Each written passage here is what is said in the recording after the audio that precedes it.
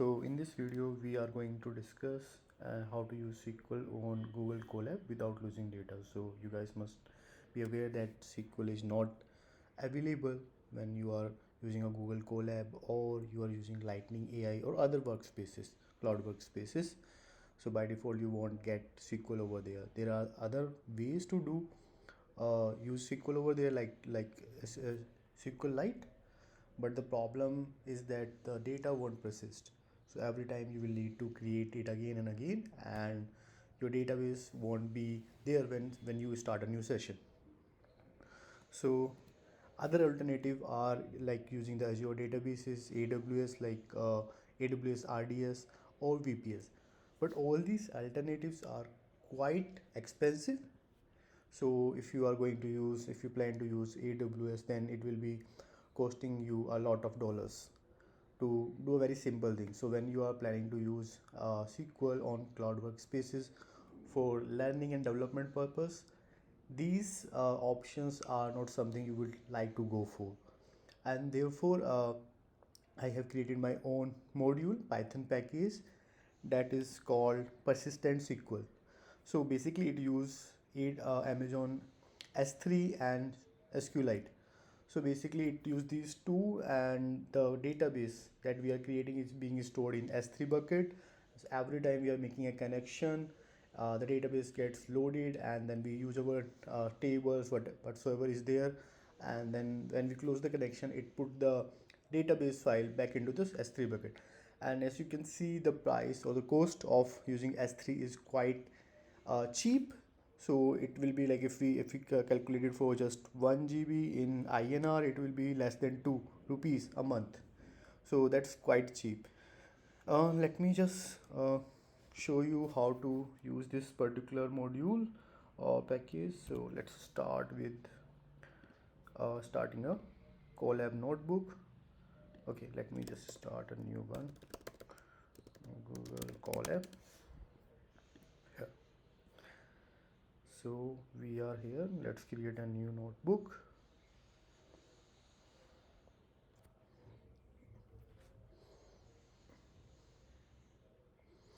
Okay, so very first thing, let's install persistent SQL package.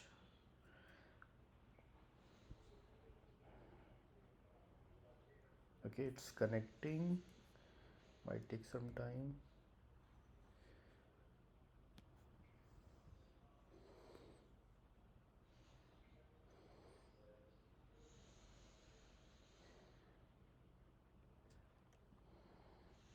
Installing the dependencies, and okay, so we are done installing the package.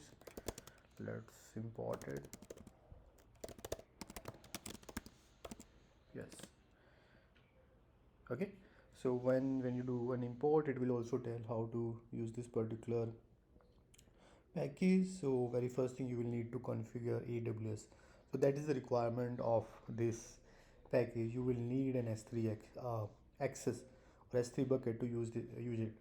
Then once you configure your AWS, then you just connect to a database. And when we do connect to a database, so if the database is already existing, then it will connect to that particular database. But if it is not there, then it will create a new one, and then once you close your connection, it will upload that new database into your S3 bucket.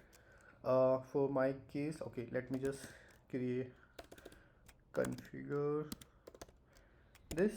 I will need to pass access key, secret key, and bucket name. Okay, so I do have ready. Let me just copy paste those things over here.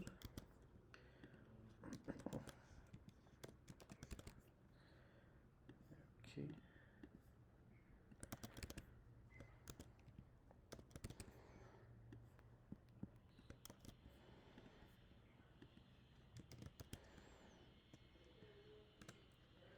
Okay, I have entered my credentials of AWS. You once you have already signed up for S3 or AWS, you just put your key, secret, and bucket name over here, and then you just configure your AWS. Once this is done, you will need to do connect. So connect DB, and in my case I already have a database created over there which I call dev. So let me just try to connect. Okay, so currently the database size is 2 MB, it's quick, so we are able to, okay, we are able to connect to database now. Okay, so let's quickly see. Okay, let me just show you one more function. So this is show tables, it should be there. Yes, let's see if, okay, so if I run this particular function, it will show what all different tables which are already created in this database. I can see these are the tables over there, and let me try to see what do I have in employees. Okay, so you can see this is what I am having in employees table, and here you will also see the result is stored in SQL DB. So whatever, when you are running a magic command, then you will be able to see your result. But if you want to access this output somewhere, so you just need to see in this. Okay, here it is. So this, whatever output you are seeing, it will be stored in this particular variable SQL df. Okay, let me try to do few more things. So let's try to delete a record. So okay, delete from employees, where employee number is 1056. So currently we are able to see, okay, let me not run it in this current cell, create a new cell. Yes, so we are deleting this record now, and we will see again, do we have this record here? So yeah, that record is gone. So employees table is updated now. Once we are done with these things, we can close the connection. So let me just do close connection. Okay, before we close the connection, let me also show you what other functions we are having. Okay, so we have close connection, connect DB, create table from CSV. So this is very good function that we have over here. So in case you have a CSV file ready with you, maybe you uploaded that file over here, I can just quickly try to show it to you as well. So let's go to downloads, some data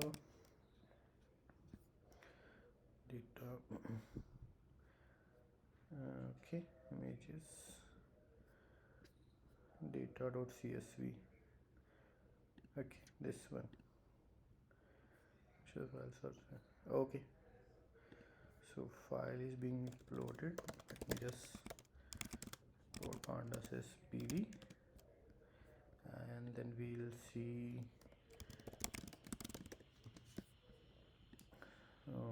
copy path.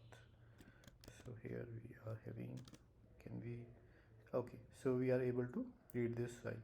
So if in case I want to create a table out of it, what I will do, create table from CSV, and what do we need to provide, CSV file path. So here it is, and then we will need to tell the table name.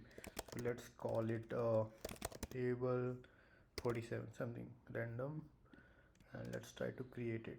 Okay, so it says that table has been created. Now we will quickly check it, select everything from table 47. Yes, so this table is created. Now we have this table over here. Now let's close the connection. Okay, so we are running it, close connection.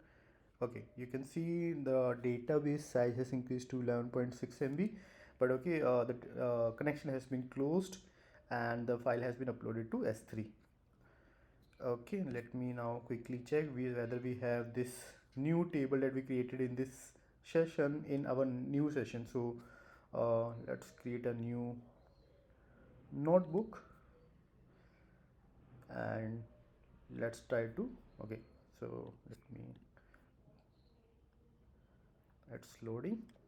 So let me just import. I'm not sure whether this will be there, or do we need to install again in case.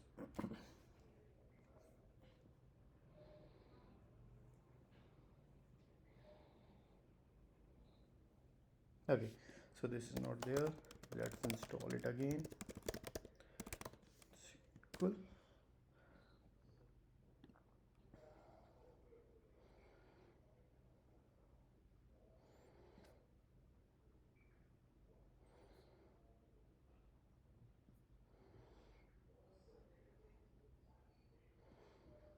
Yes. Now let's import the package, and again we will just use the configure. Okay,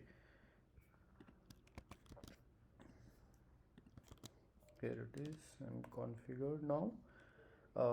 Let's try to make a connection to dev again. Okay, now you can see it's 11.6 MB.